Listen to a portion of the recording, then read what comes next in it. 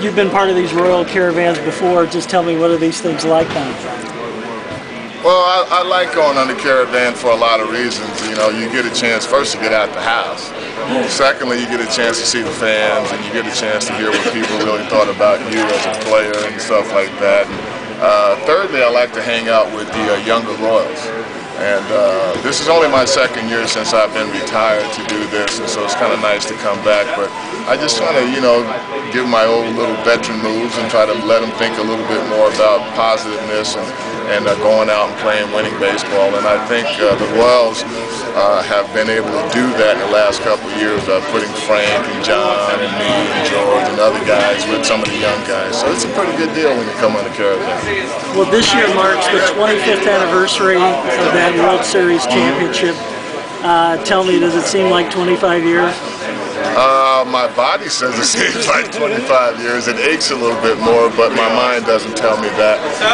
The other day we had our Fan Fest down in Kansas City, and I got to see about 15 guys that I haven't seen pretty much since 1986-87 season. Charlie Lebrand, Darryl Motley, just a bunch of guys. Jim Sundberg, I mean, you know, the slide.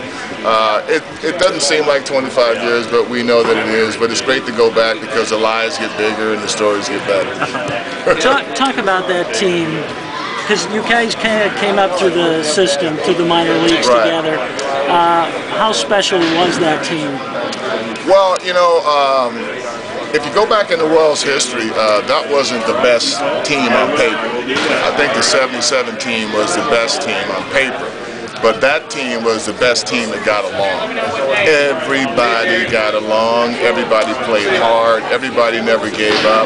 And for some reason, we just thought in our brains we were going to win, and a big key is that. If you feel like you're going to win, I mean, that helps a great deal. And for us to be probably the worst of all of the Royal great teams, that team got along so well, from George Brett to Mike Jones, which was a guy on our team who had broke his neck a few years before that, and because we all loved him, we put him on the team, and from the 25th man to the first man, we all got along. But you kind of gave that team a spark, leading off, getting on base. You had a distinct role on that team. Can you just talk about what your role was? Well, you know, ego has to go out of it, first of all, you know. I was a big guy and I wanted to hit home runs, but, you know, being a leadoff man, I had to try to hit the ball on the ground. And Hal McRae used to say stuff to me. He said, some guys have to fly and some guys have to take the subway. So I was always the subway guy. So leading off, I knew I had to get on. I knew I had to score some runs and just basically steal some bases. But the biggest thing that people don't realize, the biggest thing that we got that year was this trade of Lonnie Smith. Lonnie Smith came to us probably a little bit before the season, well, maybe April or May. We got Lonnie and Dane Orge. Lonnie Smith became the leadoff man after that, and I became second. So for me, I kind of understood what everybody was getting, the pitches they were getting when I was a leadoff man. They were getting fastballs. So it was great to be the second place hitter behind the Lonnie Smith. So Lonnie Smith and Dane Orge were key ingredients for us that year. Your favorite memory of that 1985 season? Anything stand out for you that you think 25 years ago you look back, or maybe the World Series? Well, there's a lot of memories, man. The memory that I think about the most is I was always saying to myself, let 1980 go. Because I had a very bad 1980 series, and I remember getting my first hit, and then I remembered that the nerves went away. I remember the TV cameras coming in there right before Game 5, I think, and they were setting up the TV cameras and saying, you know, we're going to get the view of the losing team, and I told the cameraman, you might as well take that thing away, we're not going to lose today. And I remember the last out of the World Series when Darryl Motley's standing underneath the ball, and I'm just holding my hands out and hugging him, and we turned around and looked to see if we can get in the middle of the pile, and we knew from that point we just had to go in the dugout. You played in Omaha in 1977, is that right? Yes. Talk about what you remember about that season. Well, what I remember a lot about that season was UL Washington was there. We had a lot of veteran players already in AAA.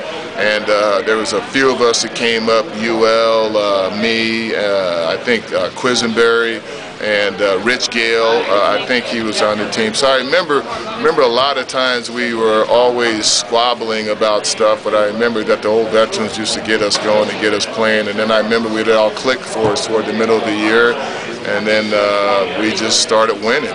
And that kind of nucleus of guys kind of went up to the big leagues together, and it kind of helped us start winning up there. And so I remember a lot about AAA, but I don't remember a whole heck of a lot because I was trying to get out of there. But it was fun. It was part of a learning process, and I think, you know, it's great that these young guys get to go up early, but I think that they should try to go through all 4 stops because it teaches you really a lot about baseball, a lot about crowds. This is the last year they're going to have Rosenblatt Stadium. They're going to tear it down after this year. Any memory about that ballpark that's been around for about 60 years? Well, let's see. The zoo is over to the right side, what I can remember. I didn't know that Iowa was so close. Right down the street, make a left. It was just a ballpark that I remember the planks in the floor. We didn't have like a regular floor, just, you know, wooden planks, and it was old and it was decrepit, but it was Omaha Royals, it was Rosenblatt Stadium, and to me, Omaha and Rosenblatt go together. That's how I look at it.